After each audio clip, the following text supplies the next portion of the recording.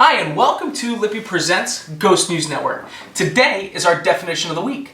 And we're going to continue on our little theme of audio devices. And we're going to talk about EVP, RVP, and ITC. They're kind of short definitions, so I figured I'd just kind of bunch them all up together. And this way give you a chance to break them down and just so you can see exactly what the differences are between them. And you can kind of compare and contrast and let us know your opinion on them when the video is over or in the comment section below. So, what is an EVP? That is the standard definition that everybody always hears on TV and things like that, and it means electronic voice phenomenon. And what an EVP is whenever you are using a device that records audio, whether it be audio cassette, mini cassette, digital audio, whether you're using a parabolic audio device, any of that stuff, and it imprints its voice on your recorder.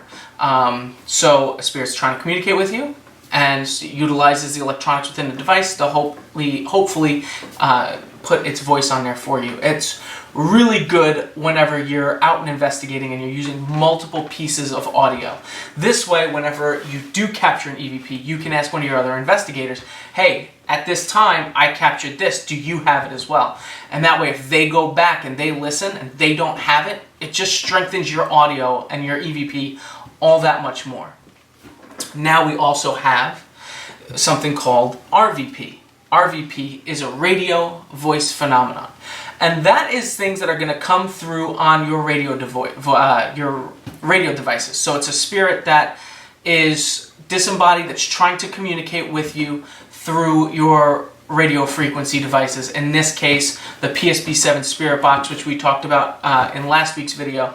And also there is the walkie-talkies. So something we do with our walkies is we'll hold it up to our audios and actually create feedback. And what that's doing is it's opening up that radio frequency, that line of communication to the spirit. And so hopefully with that device being active, whether it's using a form of white noise or whatever, that being there hopefully will give you the opportunity to capture the voice of the spirit on your recording devices. We also have what we call ITC. ITC stands for Instrumental Transcommunication, and that means that a spirit is utilizing a different device, whether it be your Echovox or whether it be, say, your Ovilus 4, in order to try and communicate with you.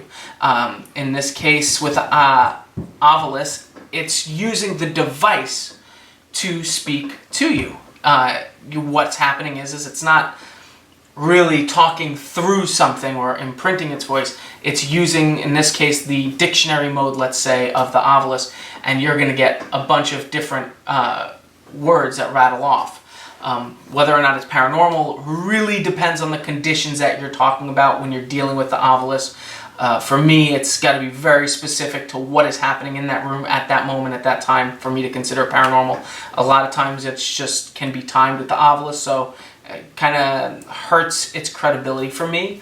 But we've also had really good conversations through that where we'd been investigating in a certain location and a spirit or whatever was communicating with us, I guess, at that time, and it was specific to the location that we were in. And it was able to say the investigators' names, and then it was able to say my children's names, which was kind of a thing that freaked me out a little bit. I don't really like that when that happens, but you know, I guess I'm just an overprotective dad, I guess. But yeah, so those are the devices. Just to note, my kids were not on that investigation. It just happened to be that for whatever reason, the Ovilus just started saying my kids' names, and they're not common names. They're long, drawn-out Greek names, if you can't tell by mine. So I just found it very odd, and it was something that definitely I considered to be paranormal at the time. I couldn't explain it. Just the chance of coincidence there just didn't really line up for me. But those are your three different types of communication definitions that we have. So you've got your EVP, you've got your RVP, and you've got your ITC. Do you guys utilize the other? I know everybody out there uses EVPs, but if you're an investigator out there, do you also use ITC and do you also use RVP? Let us know in the comment section below. And if you haven't yet, you can give this video a like, share, and subscribe. And you can also follow all of our content by clicking the little notification bell on the side, and you'll know when all of our content is being uploaded to YouTube. So thank you guys very much for joining us on this latest edition of Ghost News Network. And until next time, take care, guys.